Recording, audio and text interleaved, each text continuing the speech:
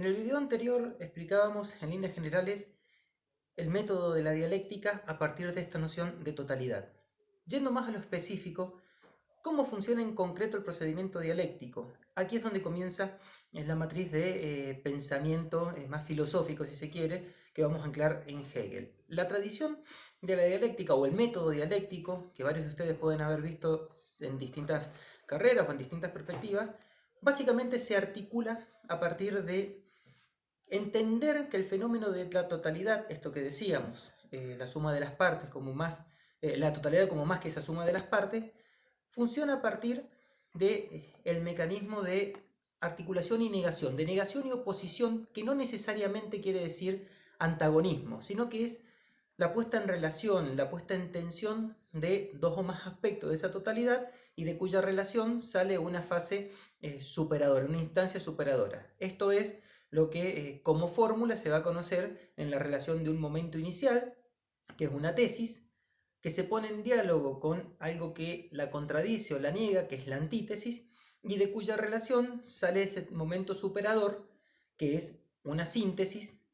y que vuelve a convertirse a su vez en tesis y así sucesivamente. Por eso planteamos que esta totalidad no es cerrada, sino que está en movimiento permanente y así se va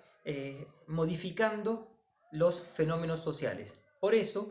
si nos ponemos a pensar en una premisa que marca una premisa social casi cotidiana, que marca que la historia se repite, en términos dialécticos la historia nunca tendría posibilidades de repetirse. Sí de tener aspectos muy parecidos, pero siempre va a tener algo que se diferencie. Por ejemplo, cuando en distintos gobiernos democráticos se va a plantear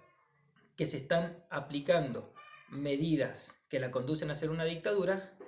esto en términos dialécticos no podría ocurrir así, porque si bien pueden haber muchos aspectos parecidos, una política económica, una perspectiva nacionalista o lo que fuera, siempre van a haber aspectos, por ejemplo aquí, el modo de llegada al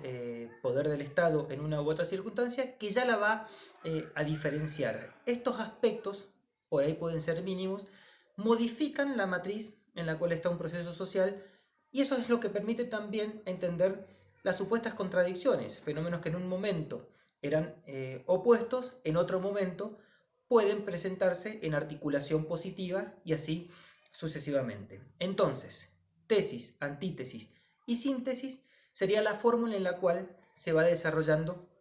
este pensamiento dialéctico. Vayamos a un ejemplo con la producción audiovisual, pensando en los trabajos finales que tienen que ver, por ejemplo, con la producción de un guión. Si yo defino como mi tesis que quiero hacer un guión sobre el desarrollo de las economías regionales y busco una antítesis que tiene que ver con entrevistar a bodegas que tienen que ver con inserciones macronacionales o supranacionales en este sentido, la síntesis va a dar un resultado en cuanto a la composición narrativa distinto, así como antítesis, voy a buscar una cooperativa de pequeños productores locales. Entonces, a través de entender el fenómeno en su totalidad y cómo se relacionan los elementos, al momento de construir un relato audiovisual, yo tengo una variedad distinta, una variedad mucho más amplia, si se quiere, de recursos a los cuales elegir. Y por supuesto, me permite ser mucho más coherente en términos de selección de datos, de narrativas, de estéticas, de perspectivas, que si no tomo en cuenta cómo influyen, cómo se ponen en relación todos los elementos en esa totalidad. Por último, respecto de brevemente el pensamiento filosófico, nosotros dijimos que trabajamos con tres autores. Por un lado, tomamos a Hegel a partir de ser quien inaugura esta perspectiva que tiene que ver con esta mirada dialéctica de tesis, antítesis y síntesis. Lo central en Hegel tiene que ver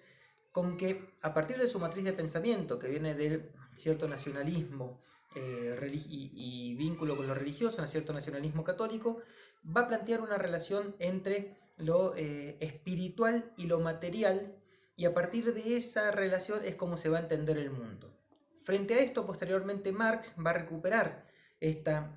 perspectiva, este enfoque que tiene que ver con la mirada hegeliana, pero va a invertir la relación, va a partir desde lo material hacia lo espiritual para explicar cómo se relaciona el mundo o cómo se constituyen las relaciones en el mundo. Y la incorporación de Dussel tiene que ver con algo que nos parece muy interesante a nosotros y es, por un lado, reconocer a un pensador que, desde nuestro punto de vista, desarrolló un modelo, no solamente él, por supuesto, si pensamos en dialéctica, es en conjunto de un fenómeno en el cual él se inscribió, pero que modificaron la matriz de pensamiento y constituyeron una de las grandes revoluciones en términos filosóficos, que es contemporáneo, que todavía lo tenemos afortunadamente entre nosotros, y que va a incorporar una categoría que nos resulta muy interesante, que es la categoría de la otredad, que es entender al otro, y en el otro va a caracterizar a todo lo subordinado a nivel mundial, a todos y todas aquellas que han sido dominados fundamentalmente, para incorporarnos a este pensamiento e introducir esta perspectiva de otredad en la dialéctica nos amplía mucho más las perspectivas de variantes, entender que una misma resolución o la resolución a un mismo conflicto va a estar también muy vinculado a cómo se sitúe. Por ejemplo, si es un conflicto en el mundo desarrollado, en el tercer mundo, en un mundo subdesarrollado, o en qué articulación concreta se vaya desarrollando.